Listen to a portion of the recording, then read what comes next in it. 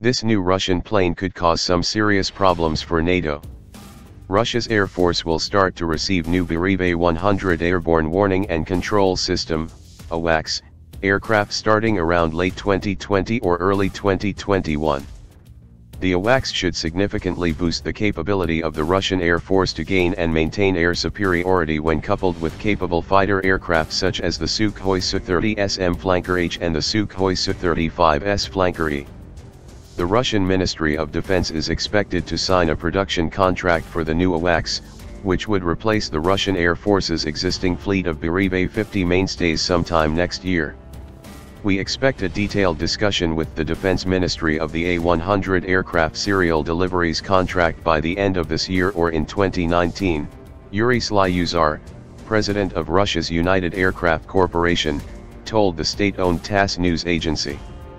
While the detailed negotiations between the Russian government and the manufacturer are expected later this year, Russian defense industry sources are confident that production aircraft will start to be delivered to the Russian Air Force in only a few years. Serial supplies of the aircraft will start in 2020-2021, a Russian defense industry source told TASS. The A-100 should be a marked improvement in capability over the A-50.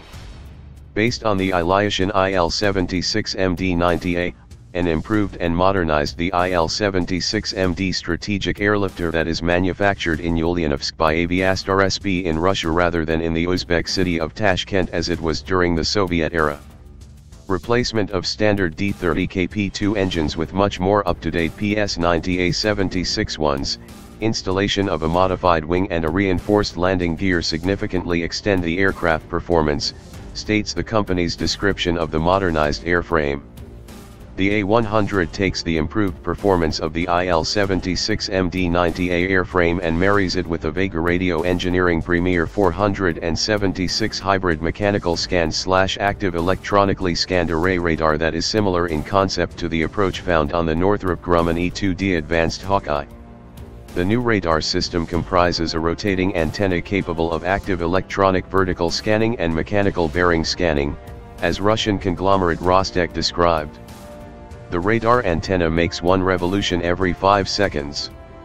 If Rostec's descriptions of the A-100's performance are accurate, the new Russian AWACS should offer formidable performance. The new A-100, equipped with powerful panoramic surveillance radars and state-of-the-art computers, will be capable of scanning the airspace for hundreds of kilometers in every direction, identifying targets, and sending complete targeting data to anti-aircraft and anti-missile defense systems, enabling them to shoot down the targets, Rostec said.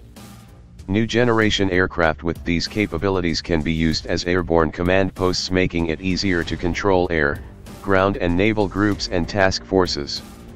With its new AESA radar, the A-100 should offer an enormous improvement in detection and tracking capability against both air and surface contacts compared to the current A-50 and A-50U.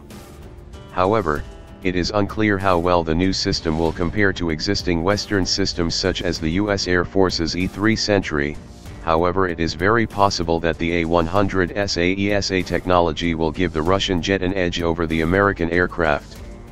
The latest E-3G Block 4045s use the Northrop Grumman APY-2, which uses a passive phased array antenna to scan vertically in the S-band while it scans mechanically in the azimuth. The Russian Air Force currently operates 15 A-50S and 4 A-50U aircraft. The Russian Air Force will almost certainly replace its entire fleet of A-50S and A-50Us with the much more capable A-100. The first example of which is expected to make its first flight by the end of the year. The question is really one of timing. It is dubious that the A-100 will make it into production as quickly as the Russian Air Force might hope given the ambitious schedule.